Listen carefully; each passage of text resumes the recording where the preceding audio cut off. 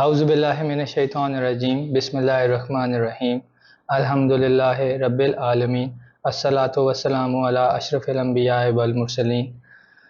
میرا نام محمد زہیر حیدر ہے اور آپ لوگ دیکھ رہے ہیں سیرت لائبریری یوٹیوب چینل۔ ہم بات کرتے ہیں رسول صلی اللہ علیہ وسلم کی زندگی پر، اور ہمارے ساتھ موجود ہوتے ہیں معروف سیرت نگار اعجاز احمد صاحب۔ تو چلتے ہیں آج کی نشست کی جانب۔ جی اعجاز صاحب۔ رسالت آپ صلی اللہ علیہ وآلہ وسلم اور سیدہ خدیجہ کا نکاح ہو گیا، شادی ہو گئی۔ اس موقع پہ رسالت آپ صلی اللہ علیہ وآلہ وسلم نے اپنی باندی ام ایمن کو آزاد کر دیا۔ سیدہ خدیجہ نے سرکار کو ایک غلام تحفے میں دیا جو ان کا بھتیجا حکیم بن حزام حباشہ کی منڈی سے خرید کے لایا اور سیدہ کو تحفہ دے دیا۔ وہی غلام تحفے کے طور پہ انہوں نے رسالت آپ کو پیش کیا۔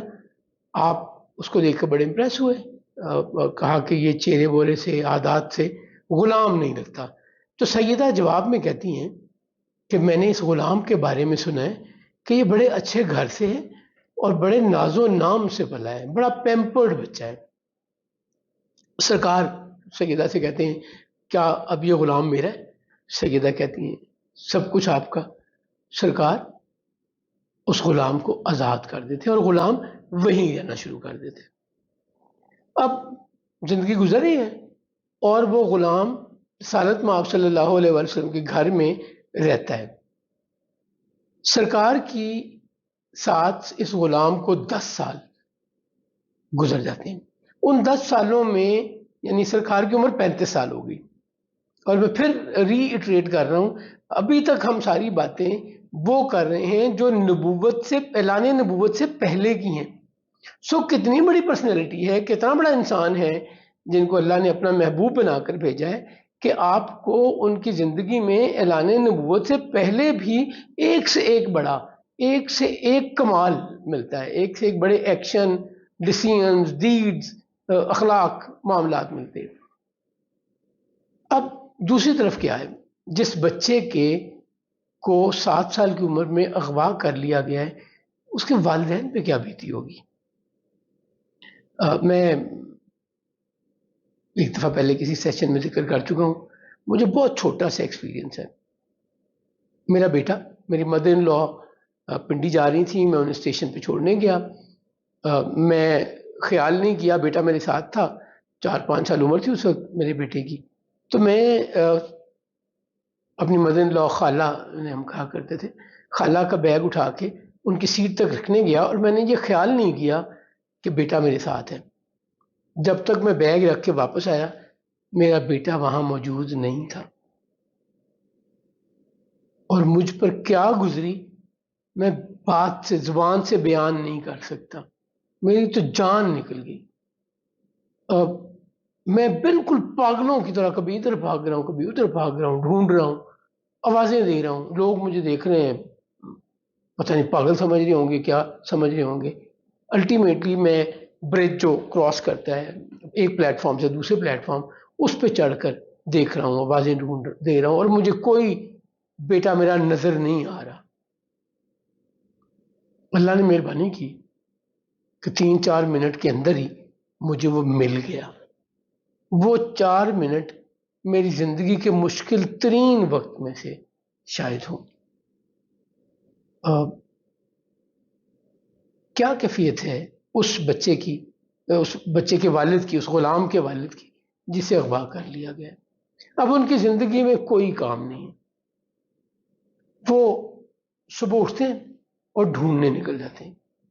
اچھا، اب انہیں نہ پتہ ہے کہ کس طرف میرے بیٹے کو لے کے گئے ہیں، دائیں گئے ہیں، بائیں گئے ہیں، مشرق میں گئے ہیں، مغرب میں گئے ہیں، ساؤتھ میں گئے ہیں، نارتھ میں گئے ہیں۔ وہ تو headlessly, aimlessly, rather cluelessly ڈھونڈ رہے ہیں، اور سارا دن ڈھونڈتے ہیں، روتے ہیں، کھانا نہیں کھاتے، پریشان ہیں۔ وہ ایک نظم لکھتے ہیں اپنے بیٹے کے متعلق کہ بیٹا، جب سے تم مجھ سے جدا ہوئے ہو، میری زندگی موت کی طرح ہے، میرے لیے کچھ نہیں ہے۔ رات گزارتا ہوں تو صبح کی امید پر کہ صبح کو سورج نکلے گا تو تم مل جاؤ گے۔ سارا دن تمہاری تلاش میں جگہ جگہ پھرتا ہوں، اس امید پہ کہ شام تک تم مل جاؤ گے۔ مجھے نہیں پتا تم زندہ بھی ہو کہ نہیں، کہیں تمہیں پہاڑ کھا گئے، تمہیں زمین نگل گئی، آسمان نے اچک لیا، میرے لیے بڑی پریشانی کا لمحہ ہے۔ مجھے زندگی میں کوئی انٹرسٹ نہیں ہے، میری زندگی کا ایک واحد مقصد تمہیں ڈھونڈنا ہے۔ کبھی مجھے یہ امید ہوتی ہے کہ تم ضرور ملو گے، اسی امید کے سہارے میں زندہ ہوں۔ اور یہ پچھلے 15 سال سے، 7 سال کی عمر تھی، 8 سال میں رادر، اور 10 سال گزر گئے سرکار کے پاس رہتے ہوئے۔ 18 سال سے اس غلام کے والد کا ایک ہی کام ہے، اپنے بیٹے کو ڈھونڈنا، کس حال میں ہے، کس میں نہیں۔ اچھا، یہ وہ زمانہ ہے جب کسی ایک خاندان کے، ایک قبیلے کے، ایک شکل و صورت والے، ایک جسامت والے لوگ ایک علاقے میں رہا کرتے تھے۔ سو لوگ اپنے لہجے سے، آج بھی اگر آپ کسی سے ملیں اور وہ آپ کے آبائی گاؤں سے ہو تو آپ اس کے لہجے سے پہچان لیتے ہیں، اس کے ڈکشن سے پہچان لیتے ہیں۔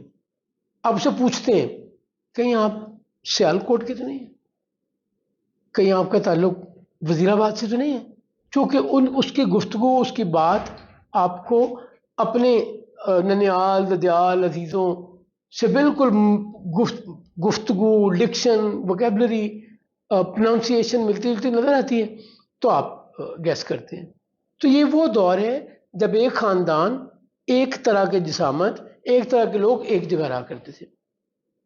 جب 10 سال گزر گئے رسالت مآب صلی اللہ علیہ وسلم کے پاس آئے ہوئے اس غلام کو، تو ایک قافلہ بنی ادرا، جو اس غلام کا قبیلہ ہے، حج کرنے مکہ آتا ہے۔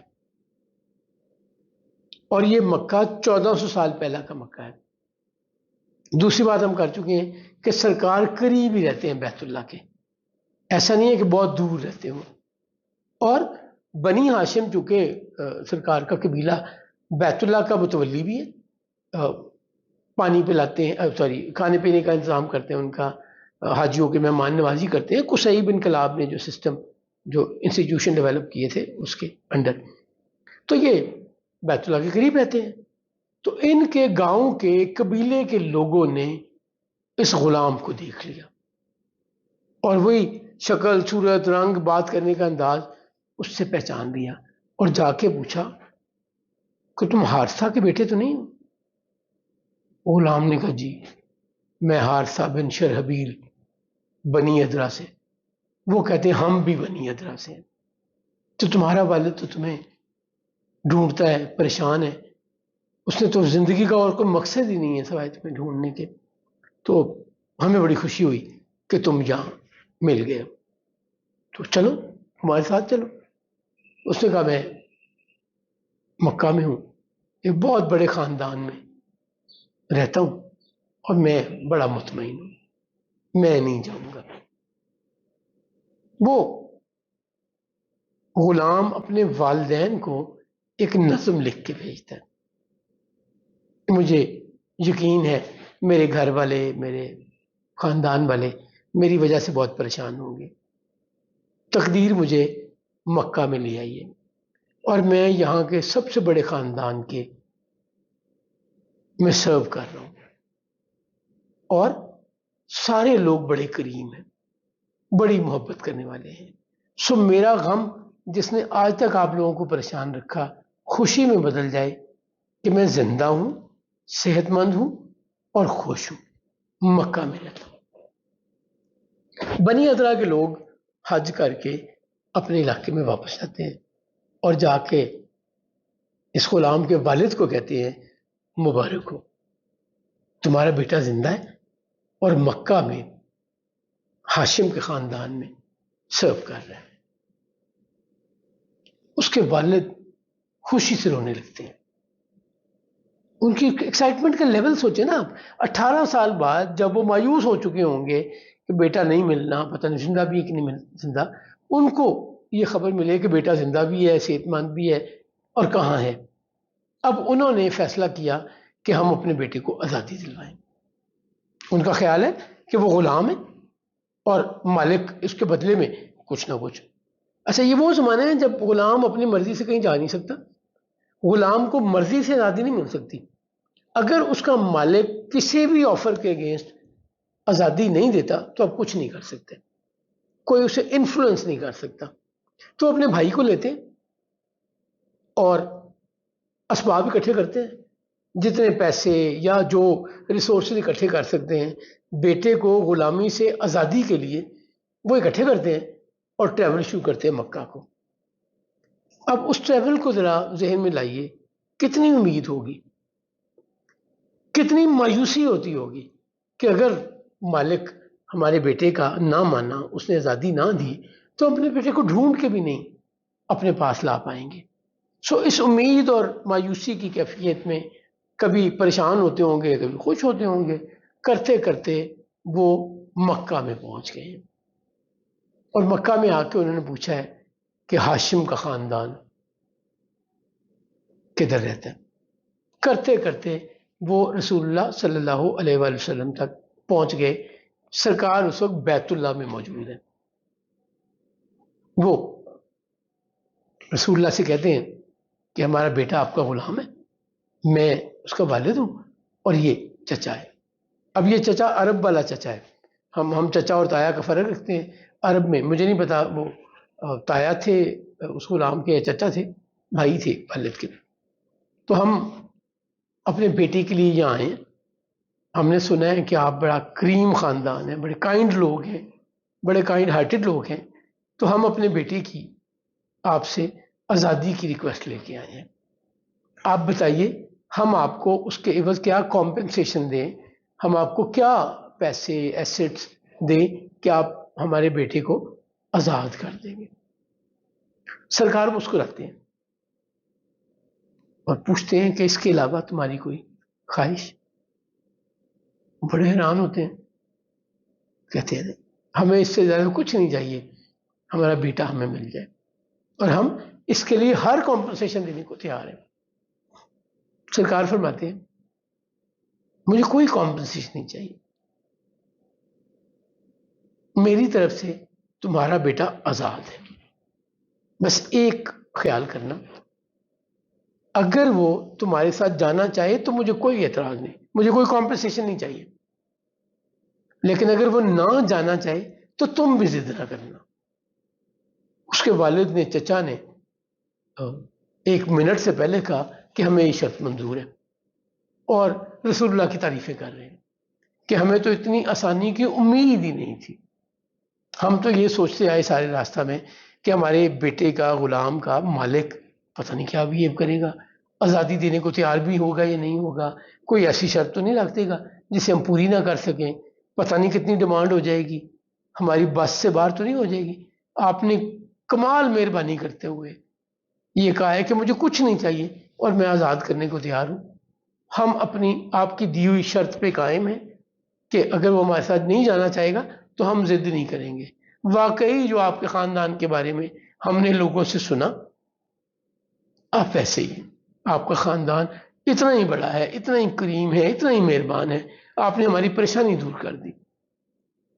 یہ رسول اللہ صلی اللہ علیہ وسلم ان سے کہتے ہیں کہ آپ کا بیٹا میرے گھر پر ہے تو آپ میرے گھر پہ آئیے.